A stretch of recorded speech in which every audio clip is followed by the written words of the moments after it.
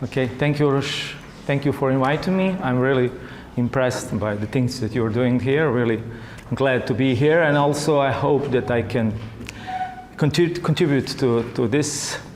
I can say in the beginning, probably I'm not can give you a lot of insights from the scientific point of view or the research point of view. I'm trying to do my things more in this practical point of view. So actually, I'm the one who is using the stuff that you're producing, actually. So before we start, I just want to start with the story. I got the question yesterday, what is my story? So I think it's gonna help understand why I'm in this, and maybe, who knows, maybe you're gonna use it also tomorrow. So actually, everything started with my tennis professional career. I mean, I played it, and I have a lot of friends there. We were trying, of course, every day to be better and better. But problem was that I noticed that okay, everyone have this mental kind of issues. Yeah, it's always about or motivation or anxiety or stress and everything, and everyone's talking about that, but no one's working on it. Actually, no one said, I have a problem with a technique or physical. That's like clear to how to do it. But the problem was this, and I realized there's no help. So it's actually motivated me to go. I realized that sport in those days, and it's like 20 years ago or even more, I realized it's like very, very one-sided, very reductionist. Going in we understand the body we are trying to understand technique, tactic, and physical part. But in sport, in tennis, where mental part is very important, actually we are not trying to understand that. So I went from this body part philosophy to mind, and I was trying to understand that. That was my motivation to go in psychology. And I was doing a lot of learning and researches and everything and studying. I done my PhD in emotional intelligence, and when I finished it, I realized, what I'm going to do with it. I mean, it's all self-questionnaries and blah, blah, blah. And it's nice construct and everything, okay? You can understand, but it's hypothetical, especially for athletes. I mean, what's the problem with athletes is they want to control things. And they want to know what to do to change it, and they want to see it. So I was thinking, okay, emotional intelligence, where does that fit? So I actually realized when you compare these branches of emotional intelligence that actually there is some connection with physical part, especially to recognize your emotions. And what are the emotions? Actually, we probably feel it on our body, when we just feel here the butterflies or the legs just stiffs or whatever. So actually that was the moment why I tried to go to find the solution in this area of understanding physiological part of it and just to connect it. So I ran to it, or I was thinking about for a long time for biofeedback and neurofeedback, because I think it was the idea solution between it actually to go in the area of psychophysiology. And as in sport, I think in science and everything, we are just too much reductionist or analytic. We are just going in one spot analyzing, but at the end when we find, we understand what we are fine, but how we can implement it in every day. So it was dualistic paradigm, which was problematic always, and I realized we have to just combine it and bring it all together, and not just when I work also with the coaches, and I'm trying to teach them to use all these kind of skills and not to just analyze person from the behavioral motoric part of their behavioral models, just to talk with them or to understand the psychological part. So actually my goal is to understand it in one connection, but of course it's much harder to do that. So I started to using biofeedback, neurofeedback as a tool, actually, to help me in all these processes. So you're already familiar with the psychophysiology. What is it? The study of relationship between the physiology signals recorded from the body and the brain to mental processes disorder. Or there is also another definition which I pick it up because it says that it's a study of relation between psychological manipulation resulting with physiological responses. But actually, the truth is, actually it's two-way street. It's vice versa, and that's very important when I work with athletes. It's very important to understand that, yeah, I started with idea. Okay, idea changed the body, that's for sure. If I, for example, if I ask them when they come to the tournament and they see the draw and they see they're playing with the first seed, it's just everything's changed. But also the body changes, yeah? If we put the cold water, if we massage the body, if we do something, okay, it's gonna change the also idea in us, or maybe better or in worse, but it's vice versa, and it's, of course, it's dynamic, it's changeable, and we can influence with idea, we can influence body, and with body we can influence idea. That's actually true about what biofeedback and neurofeedback is trying to do. And of course, it's not easy. Our body is not, yeah, like we cannot control majority of the processes. You know that it's not like the switch that you can. Okay, now I'm super relaxed. Now I'm aroused. It's not working like that. So the idea is that this. Okay, we have this branch of somatic nervous system which is voluntary. We can move muscles. Some of them we cannot, but problem is the majority comes from this autonomic nervous system, especially sympathetic and parasympathetic, which are in balance. So how we can tap into this is actually indirectly. We cannot activate it or deactivate it. We just can indirectly approach to it, and that's actually feedback. That's actually neurofeedback, biofeedback is trying to indirectly through different techniques to change whether we want to change sympathetic activity or parasympathetic activity. Actually, that's the main idea behind most of these sensors which I'm going to represent or change in the body. So to deconstruct it, this is what we're actually doing, more or less. Feedback. Okay, we know that we are learning best if we get information. We can get.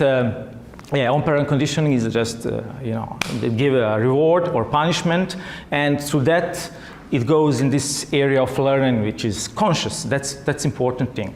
We have this simple learning processes, and we have this, let's say, more complex, and these complex are just the learning process which we are aware, which we are understand.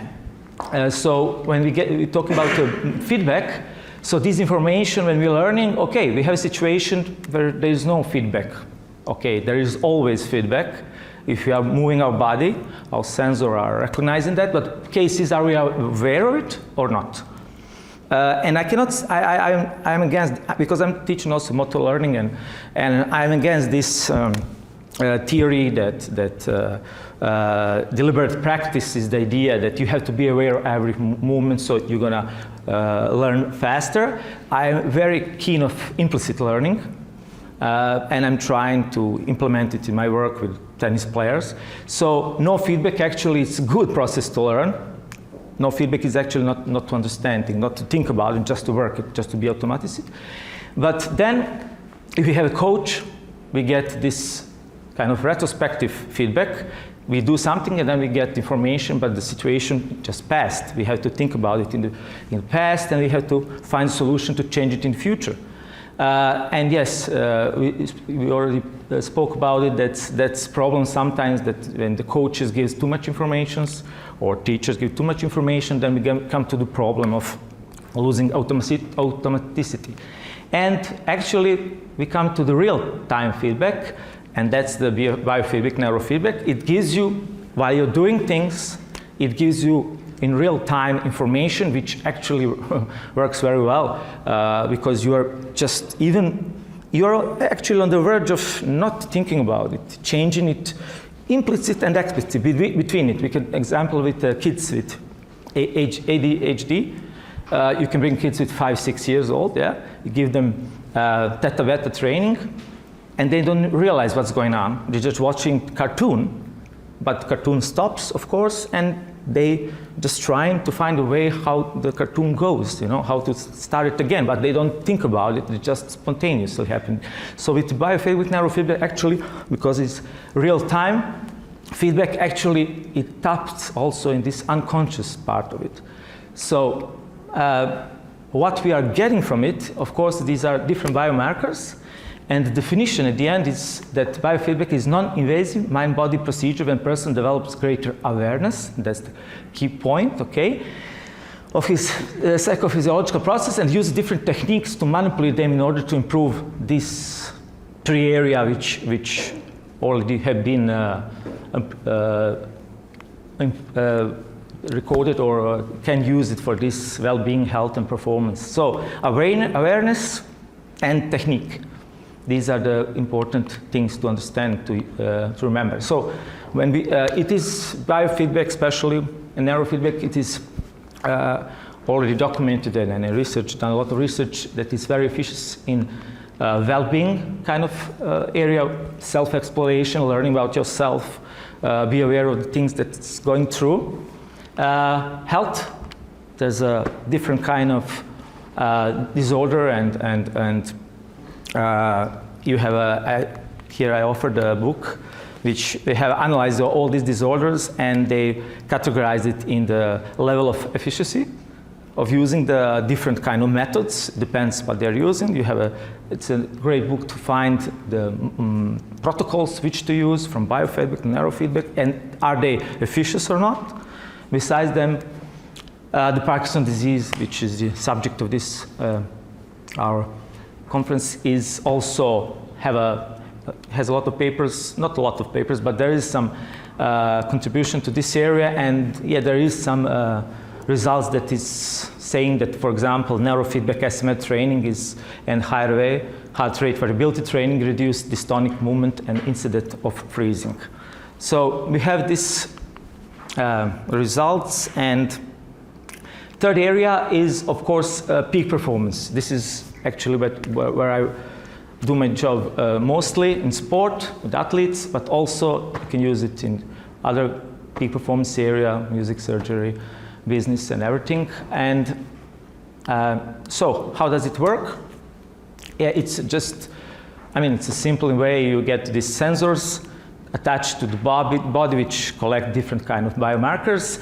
These sensors pick up the signal, goes to the processor, recognize it, analyze it, and give your audio or visual feedback signal. Then person just watch it or hear it, and of course try to change this situation on the screen, or if it's visual or if it's audio, then try to, for example, listen to music instead of stopping the music. Yeah, so it's actually closed loop.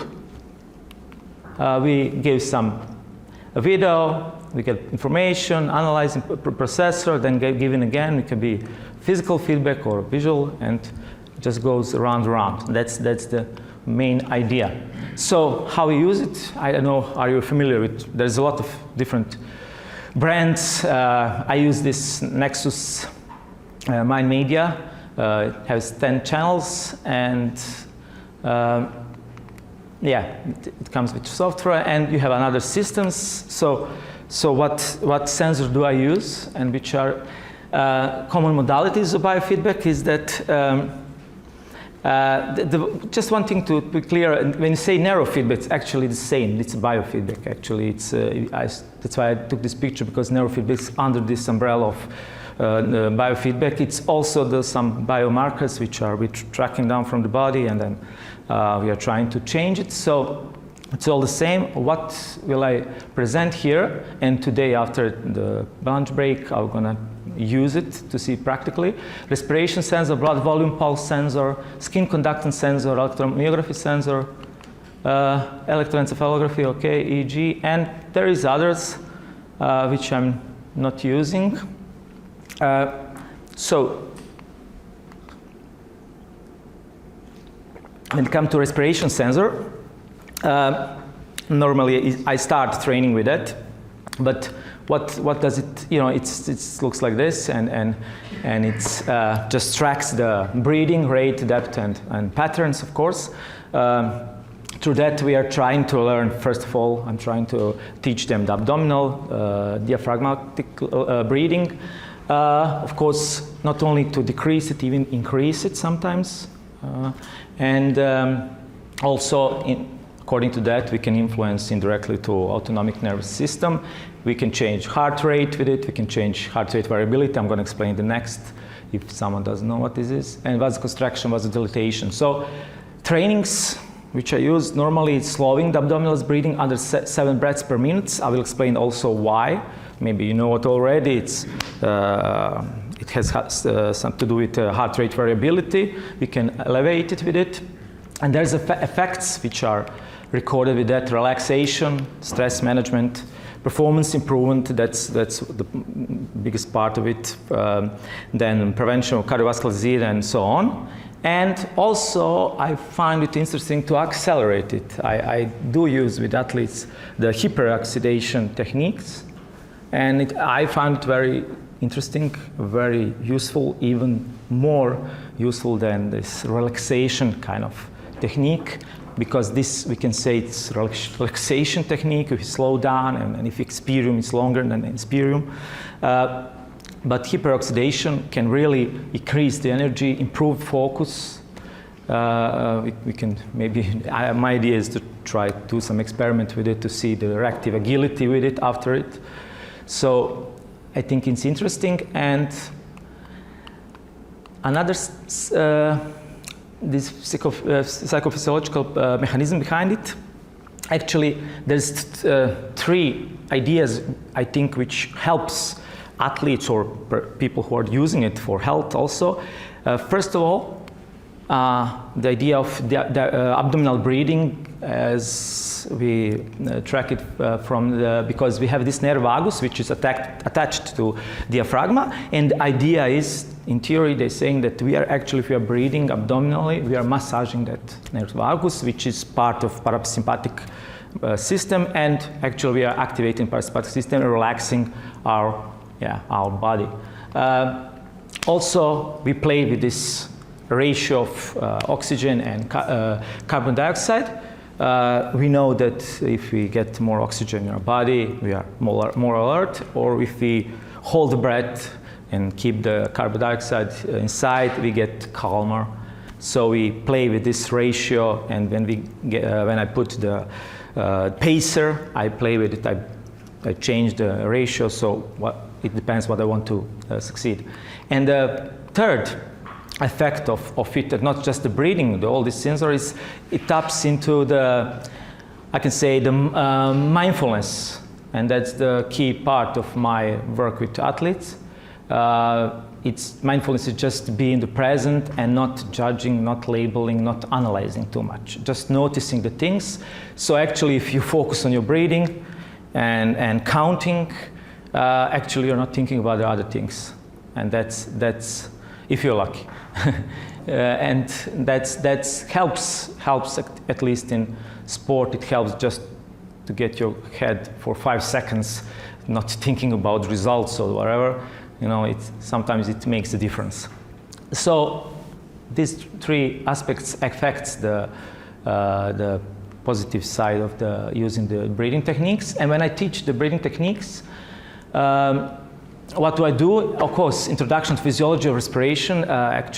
It's very important to, when I work with clients, to introduce them, not to leave them in this blind area, not to know what they are expecting. I really take first class just to teach them out everything, what's behind it. We start with awareness training of abdominal and thoracic breathing, chest breathing, then different protocols just to see. I'm going to show you this balloon goes on and off if you're doing it well or not. It depends if you expand your belly or your abdominal breathing more, it goes more.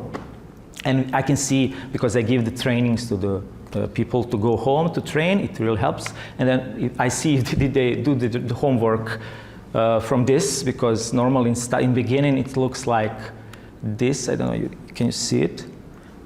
These waves, he should follow the paced breathing. This is pacer, he see this pacer, and he should synchronize it, but this is from first training. It looks really not that synchronized. There's no depth in breathing. There's no smoothness. So, but this is, for example, after a couple of sessions, it looks much better. So when I realized that we learn this, then we can go further. We can use the pacer, and we can then reduce the breaths per minute. I teach him to reduce the breathing. Why? I will explain in a minute. We have these spaced models which we can downgrade it, decrease it, and through minute or half minute, whatever, and track all these different sensors. So actually, when I finish this, teach them how to breathe, see is it technically okay. Then we go to this sensor, which actually helps me to see the effects of these techniques of breathing. Blood volume pulse, yeah, it measures heart rate, okay, but heart rate variability. The goal is to, of course, the same to indirectly control NS, accelerate heart rate, improve heart rate variability, synchronize heart rate and breathing, increase blood volume. So we had all this protocol for all of this. Okay, the idea is also slowing and increasing the heart rate. The idea is, again, when I want to decrease heart rate, there's a lot of proof that it helps with athletes before the execution of some of their movements, but also increased. We need to sometimes to increase, or especially to increase heart rate variability. But what is heart rate variability? Actually, that's a very good marker in sport. They use it in high sport communities which have access to science. Actually, it's actually tracking this time between the heartbeats. So normally, healthy person, relaxed person, if we have 60 beats per minute, it doesn't mean that it's every second. Yeah, so it should be variable. Because our system, there's a different kind of a sense system or baroreceptors or breathing, which affects our heart rate. And normally, if we are relaxed, not under stress and everything, our heart beats faster when we inhale and relaxed when we exhale. Problem is, normally when we are under stress or we are tired, exhaling doesn't help to relax the heartbeat, so it stays the same. So if it stays the same, we have this parameter. Okay, we can statistically analyze it, and we can see it. Is it really? There's no variability between it, or there is. So it is good indicator of functional autonomic nervous system. Yeah, as already said, it's in healthy person. What happens when it decreased? That's also, and the breathing, I also mentioned that it's one of the main sources of heart rate variability. So we do the training of breathing, which I'm going to show you after, which you will see how it changed the heart rate variability. We can see it directly on the monitor. There is proofs that low heart rate, there is a high mortality in patients with myocardial infarction, chronic heart disease in sport, also an anxiety, panic attack in sport, it's fatigue. There is now the research which are showing there was a two group of athletes. They were doing the classical aerobic training and breathing technique to elevate heart rate variability. And after they tested with VH2 max, and they find it's higher with the people who's using the technique of breathing. Also on the field, they could produce more. Endurance was much higher. So actually, it's a way to improve your system that works efficiently more, not to use your all energy. So how does the results look like? There's two ways to actually calculate it. There's a time sequence, time domain, and also I will show it only here, time domain. Actually, this is nothing but SDNN, or the standard deviation of between every beats, and there is some standard values which says that if you see it, if it's under 50 milliseconds, you can say it's very low heart rate variability. It's desirable above 100, and of course it depends from the age and everything. But when the athletes comes to me and when I see that's 50, okay, not on the testing, when they come to stress test at the beginning, of course they are under the stress when they first see me and everything. But if they're coming later and I see it's 50, 55, 49, I know there's a problem. Last time I had a problem with one guy, and I start talking with him, and actually his father was Olympic athlete, and the philosophy was the more the better. In everything, in school and everything, have to be top. And I was tracking this, and I gave him advice just to take a pause, 3-4 days, and to analyze it later, and we realized it went up. So I just gave him advice to reduce the trainings. And really it helped. After it, he started to learn better and finally got first ATP points after it quickly. So I cannot prove it scientifically, but I believe in heuristic. Yeah, when I analyze in the stress test, I look at the base. I mean, when the person is in resting, not under some conditions, some cognitive tests.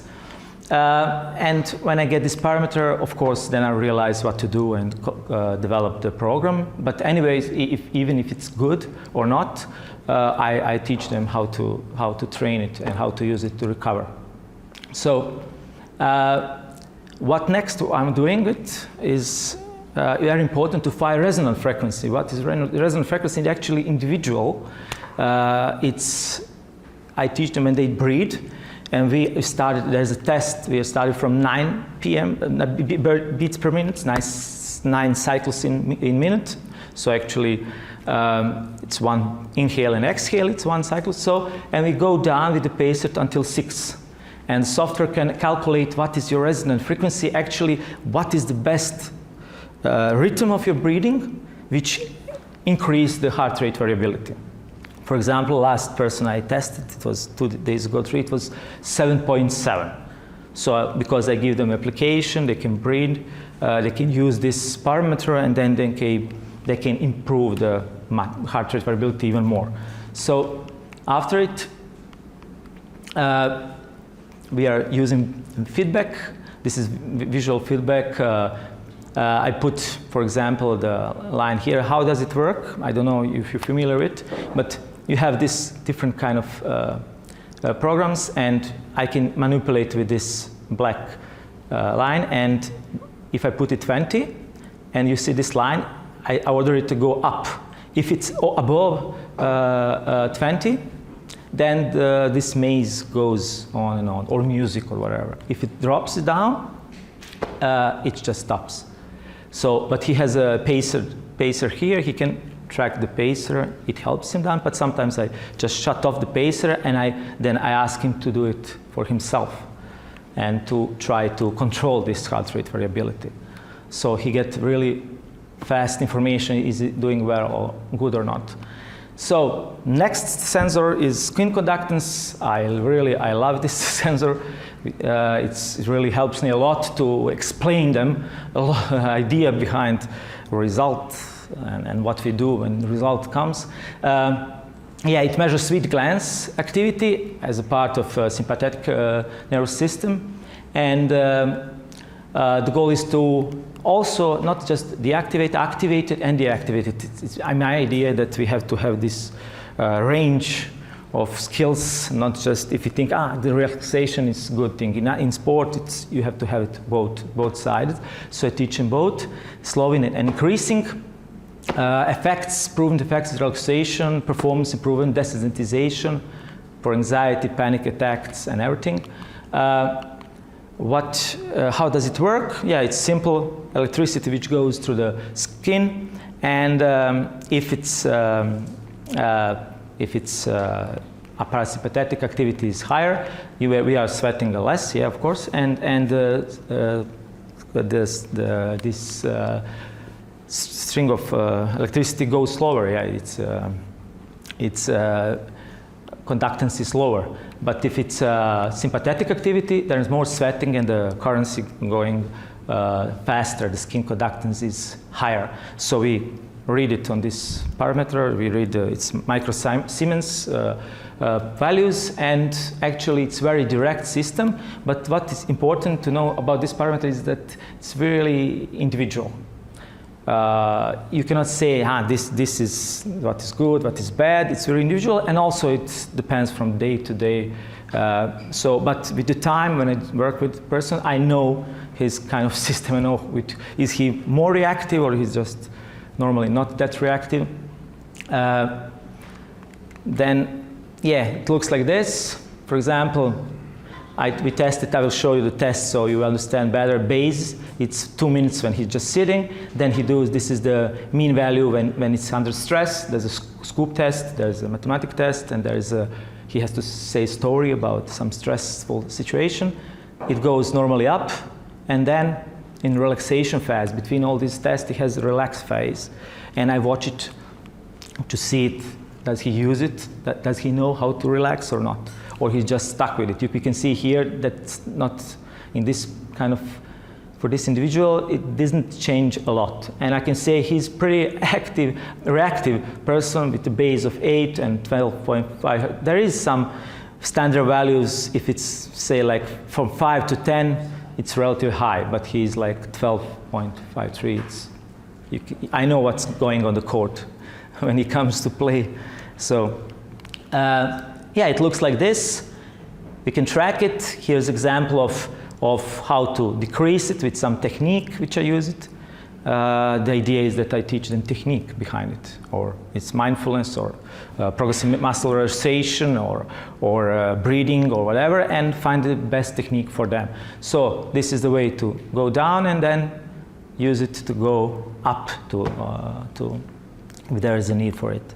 So yeah.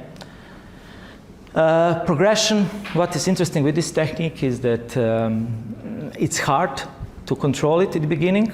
If we are watching it, people cannot control it.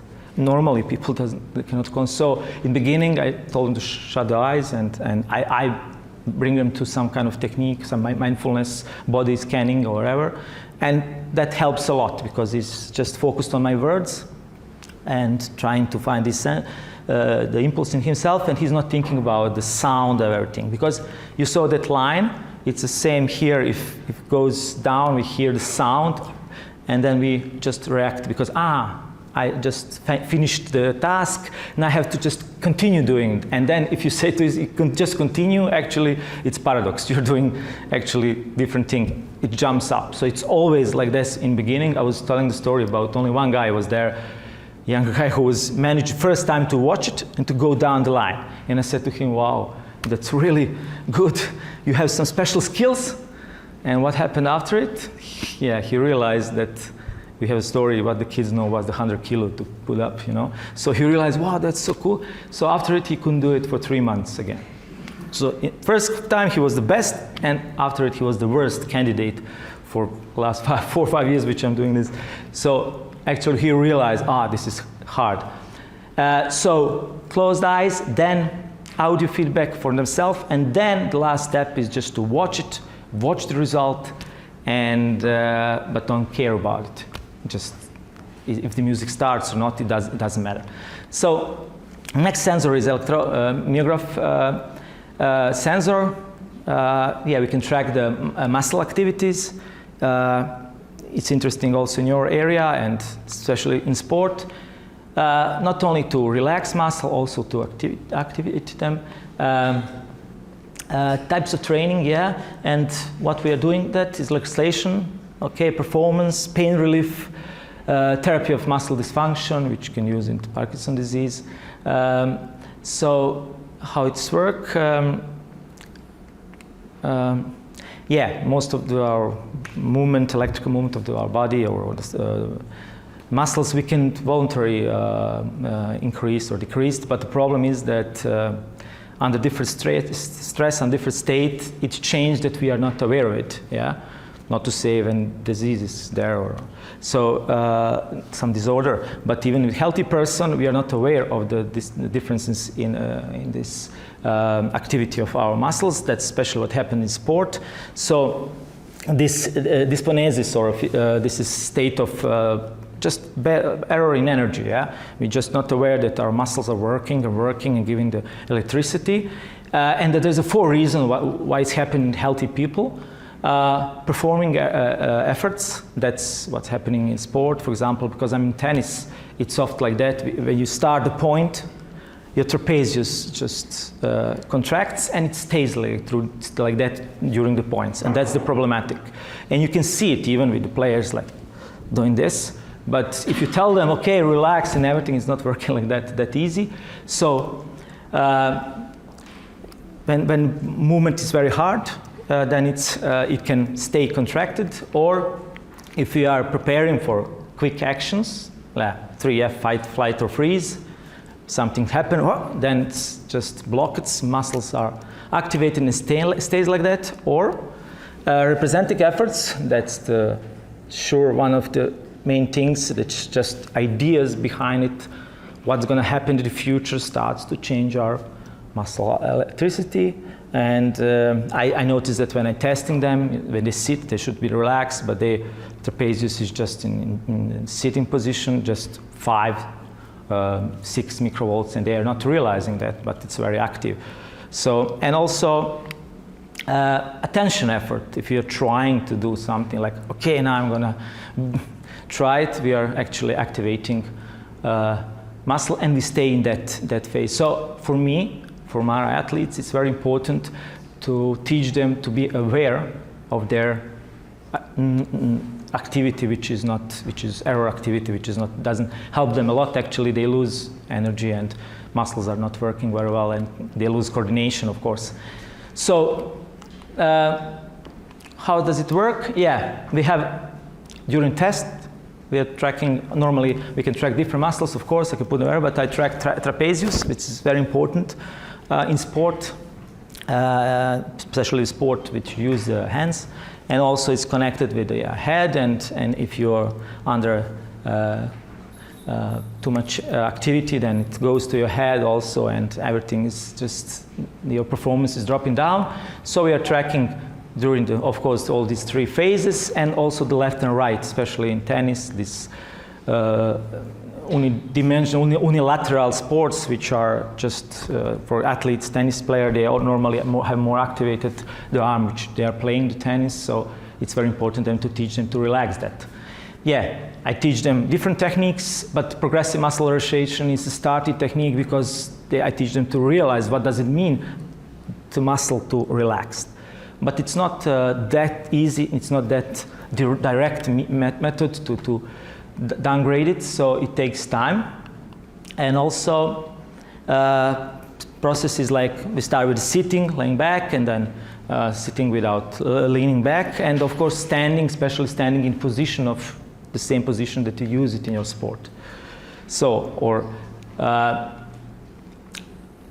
and what do I do also is I invented this training to just manipulate the voluntary. That's the idea behind activation of muscles. I try them to, we'll try that today, to first to activate, let's say left trapezius to 5 microvolts, then to 10, and then together, and then to close eyes, and then try to activate it on that level. So just to bring the awareness up. So it takes time, but people learn it very nicely in a short period of time.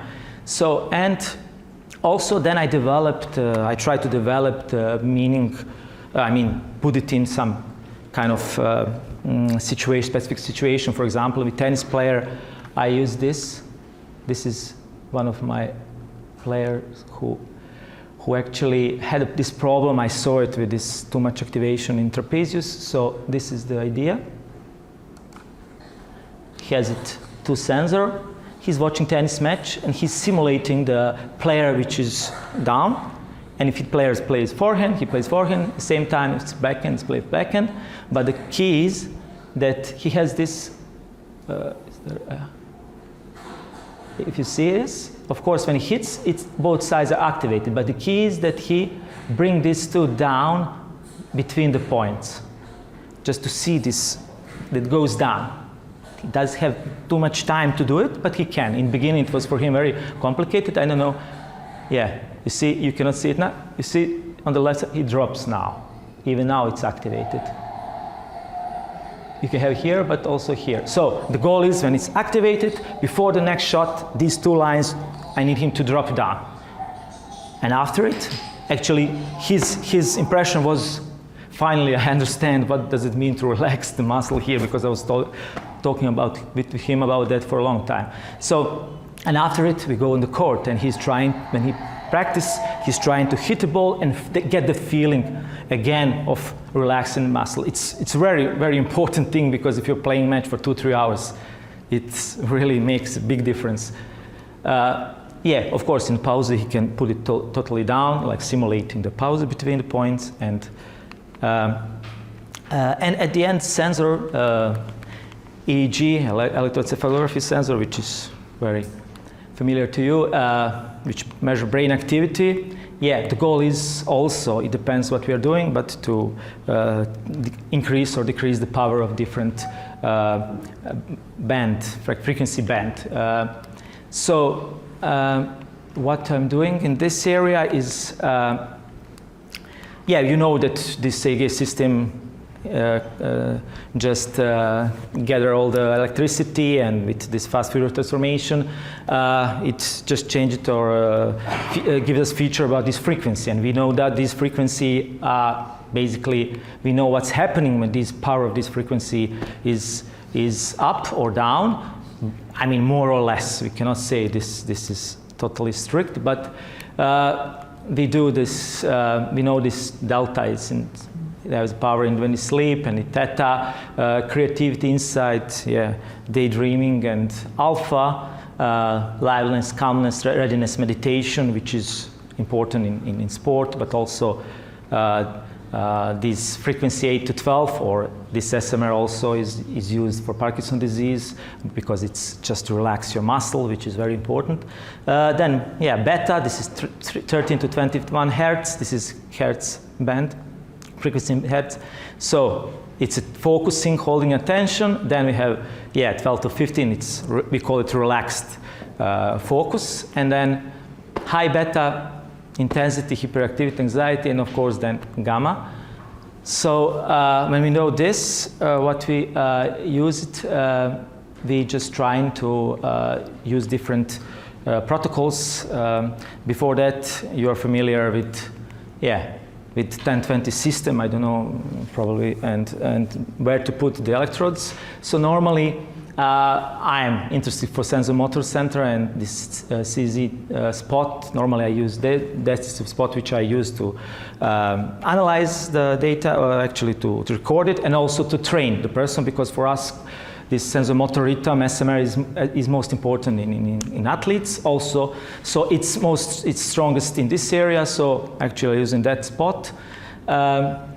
This one, and yeah, you can use all different, we hear about this frontal area, and there's a training with that, or this, yeah, even temporal lobe, it's different. And yeah, so what kind of trainings we have, and we know when we use, it's, we have this prescribed training. That's a problem with the training. We have, from this research point of view, we know this, there is some universal training that is universally useful for different persons, different situations, different athletes.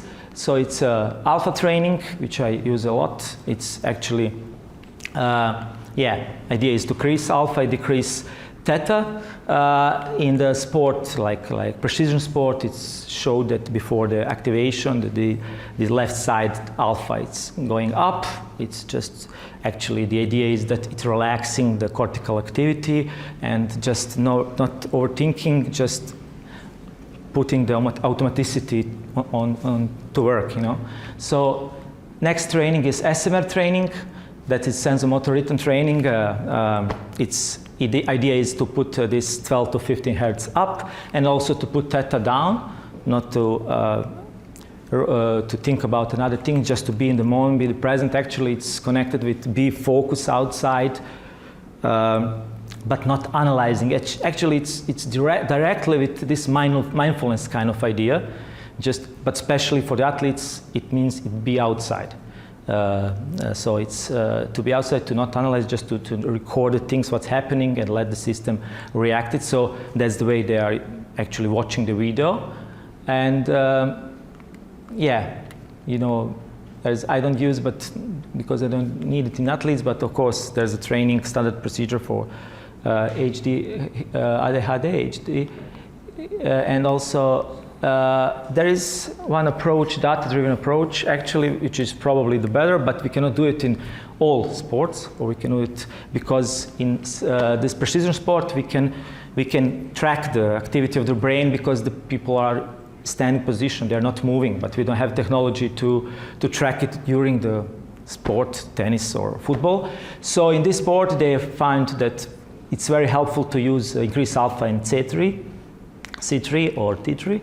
And also there's some research which showed that decreased frontal midline theta, it's useful for, because they analyze, they're tracking it, they leave the player to shoot, and they analyze the good ones, the miss-hit or the good ones, and they are finding the difference in the cortical activity between good shots and bad shots. So, and after it, I also trying to integrate it in sport routine. Alpha training and SMS training is actually the part of the preparation for the starting of the activation. Similar like this.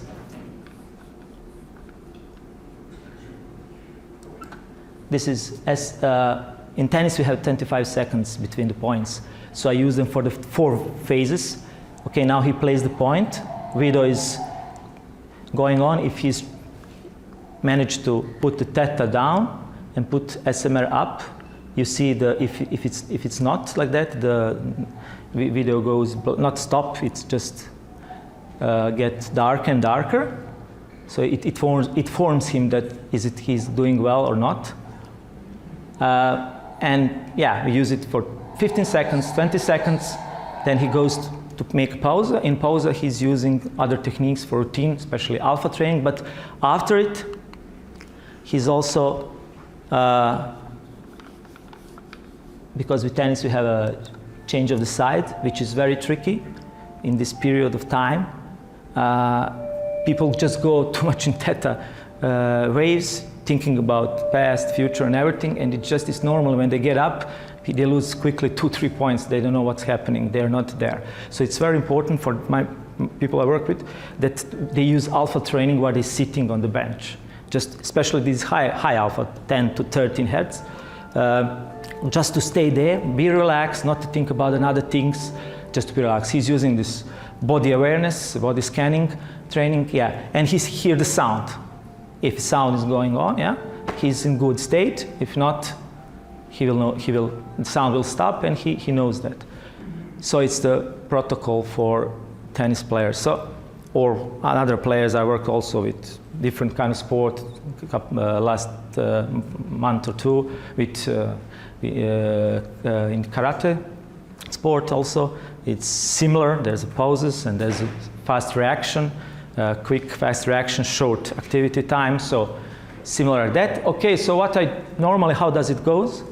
It's 4 steps. I already told you that theory, it's very important to inform the people what is that, what's going on behind it, what is expected. Very important things that they are actually keen or motivated to do it at home. When they come to the institute or the court, it's very interesting. It's always interesting. I didn't have one athlete or person until now that would say, this is boring. It's always interesting there. But the question is, are they doing it in everyday life, at home, especially on the court? So when they realize that and how it's working, I'm doing a testing. There's a separate, of course, biofeedback, neurofeedback. We cannot mix it because in biofeedback stress test, we have these protocols I already explained. We have the stress phase. We have to give the answers, but there's electrical activity from muscles. So first I do this stress test. It looks like wait, yeah.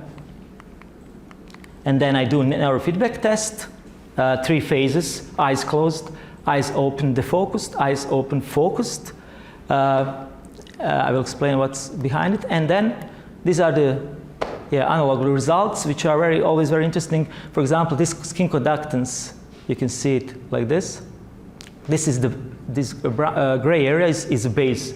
When he's just sitting doing nothing, this is a scoop test, then you have to relax, then mathematic test, relax, and then storytelling, relax.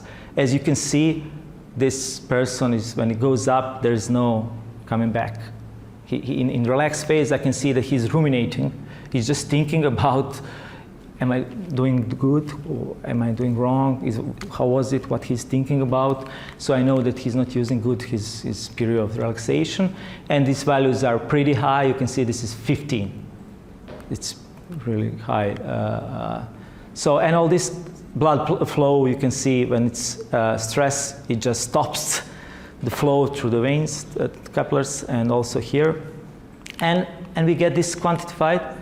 And according to this, I always show you, I know I pick the most important one. But with athletes, I do all the sensors. It's very important because they are all doing the same thing, to be aware of our body and tap into this sympathetic, parasympathetic control. So every sensor, for me, it's important. Skin conductance is probably most important, and also electroencephalography, but other ones also do the job. Yeah, and this is when neurofeedback, and what I'm doing in this area, just looking, is there, when the eyes close, is there alpha triggering or alpha waves which inform me about his ability to be in the moment, to be in this contact with his body. And when his eyes open, of course, I'm looking the theta beta ratio to see is there a problem with focus. I had a couple of athletes last 2 months. There was one tennis player and one girl, and they had a problem with, there's a values, standard values, which should be like under 2. The theta value shouldn't be more when people are 15 and over. The value shouldn't be, theta value shouldn't be under 2, over 2, stronger than beta. So here you had 2.2, so I know there's some issue about getting focused, and then I speak with her or the athlete, and then we come to the idea that actually what's happening. And then, for example, this person told me that when she's training, she's not there, he cannot focus. Also, another guy, he wasn't aware of it. I saw a result. I had one situation.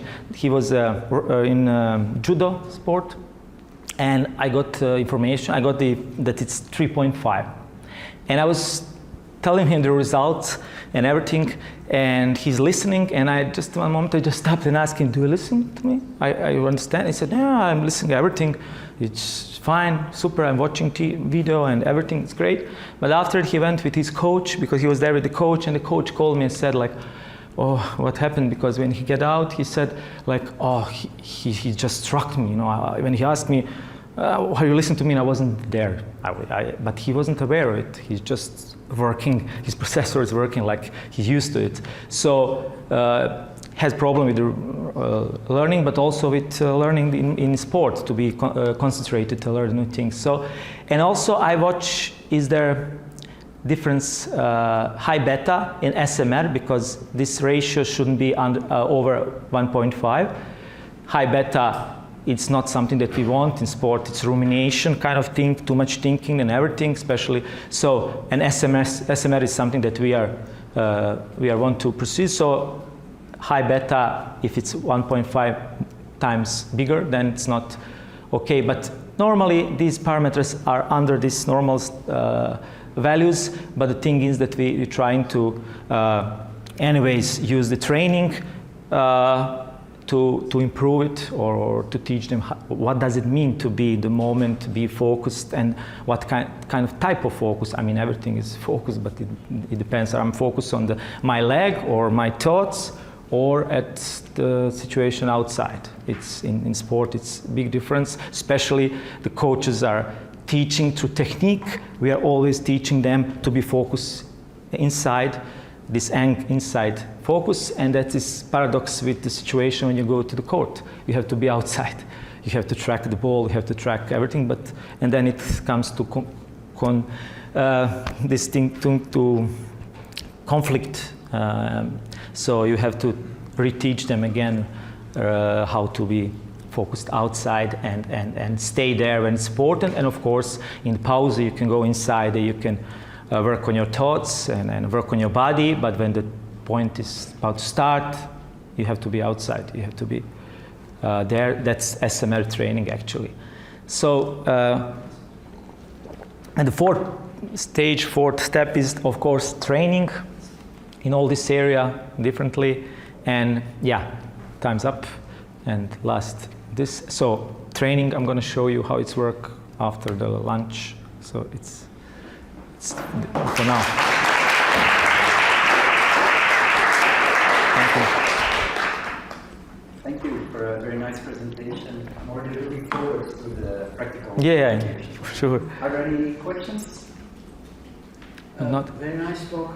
Just as everything we learn, how do you maintain? Are these people coming after a certain period of time for some booster sessions, or how do you prepare? Do they usually follow up their training routine for years to come, or that's a good question. Actually, yeah. Normally, I recommend that they come 2 times per week. If there's athletes which comes and they are 7 days there, I'm trying to do the best. But normally, 2 times a week, and it takes at least 2-3 months to finish these basic protocols. And after it, there is persons who wants to stay at least once a week. There's majority of them. I said to them, okay, now it's enough. You use it in your life. Don't come to this place just to be addicted to it, because interesting and everything. Go use it, and they return after 6 months, 1 year, and they can reverse it or just restrain it. I mean, not with 3 months again. It can be there for 2 weeks again, maybe 5-6 trainings, just to improve it or to. So that's what happened until now. And it's. Thank you for your talk. I'm interested if there has been done any work. Have you collaborated with any physiotherapists? Because there is a lot of similarities with your work with the PMF method. It's a method that is used to facilitate the correct movement in mostly neurological patients. And I was just wondering if there is any work done. I must say, me personally, when I started doing this, there was also the offers. I spoke with, I told that I was working with some of the some persons which had some disease, for example, disorder. One guy was juvenile Parkinson, but actually also there's a lot of attention deficit disorder, but that wasn't so much my area of interest. So I really focused myself on peak performance. When I used with Parkinson, I used this protocol SML training. They suggested to use it to relax the muscles. Heart rate variability, because put down the sympathetic nervous system.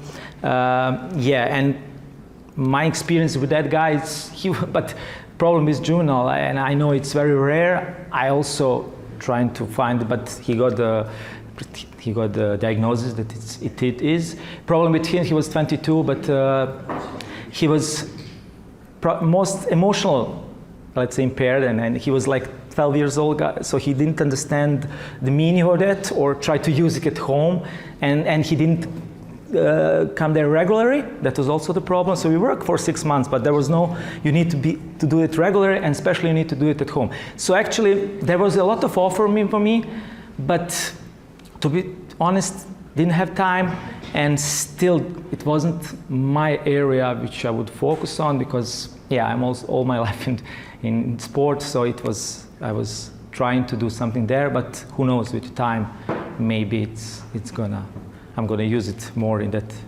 section. Problem with attention deficit, my friends who are using that, it's especially when the kids are there, it's just there's no feedback from them. It's very hard to be motivated. You just connect them to watch the cartoon. And what happened, then I hear that then they are not, even when the kids are coming, they teach their daughter of 15 years old just connected it and played and leave the kid for 30 minutes and that's it.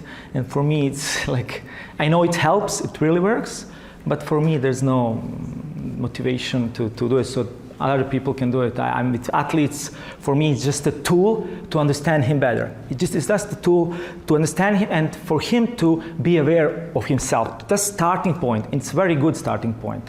When they go through this, then for me, it's easier to work or this psychological part, or also I'm working also on the court, not just tennis. I work handball and as a mental coach, and I'm using also on the court, giving different training sessions for the focus, for relaxation, and everything. So for me, works very well in that part. Okay, we have time for one more question. Yes, thank you for the interesting talk. Two very short questions. The first question is there some evidence how biofeedback training affects athletic performance? And the second one would be, I think when it comes to motor learning, imagination skills are very important. So how can biofeedback tools can be used to encourage even more imagination training?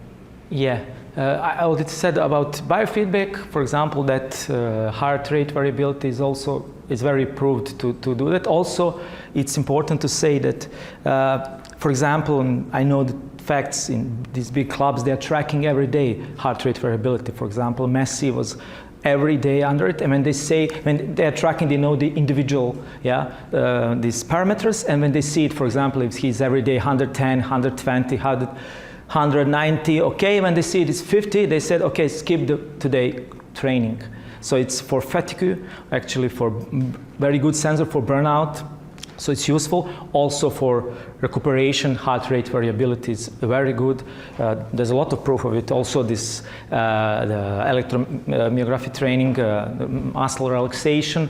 But visualization, if I talk about neurofeedback, for me, the most important part is how to disconnect a person with overthinking, using this capacity of memory for not important thing. That's the biggest problem in sport, and I'm fighting this area, just to teach them how to use just this sensory information outside, not analyzing, especially verbal analyzing, because we see there's a lot of evidence when you tell player do this and he's going there and analyzing things, the left side is working much more, thinking about that, but he's not there, he's not present there, so the reaction is quite slower. So the goal is just for them to understand. That's what coaches always say, okay, focus, get focus, but even the coaches doesn't understand what does it mean, especially how to get in this kind of situation. So if I do that, for example, special reaction in tennis return, it's one of the first things that improves when I teach them what does it mean to be outside. Not to analyze, just to watch it and let go of the system. And when they come to this, the returns of the serve is most easiest to improve because it's reaction time. So but visualization, yeah, I didn't use it or find it. But yeah, you can use it with visualization to see how it's affect your body and vice versa. But visualization is part of it. The third test, if I ask him, can you tell me the most stressful situation you experience in the sport? And then I see, and sometimes people stressed even more when they talk about than these other tests. So actually, he visualized that area. My idea, what can we do? We can do this desensitization training. I use that without equipment, but we can use the equipment. That's to think about this oft until you stop reacting on it. If you remember the situation, he reacts, okay, after 5 minutes, let's think about it again. He reacts even lower until there is no reaction from the body when he thinks about the situation. And we can track it with this so it can be improved to him that he's going down, the reactions are going down. For example, I didn't done it before, but hey, that's a new idea now. Okay. Okay, thank you. Can we have another round of applause, please? Thank you. If I earned it, good job. Thank you. Okay, so.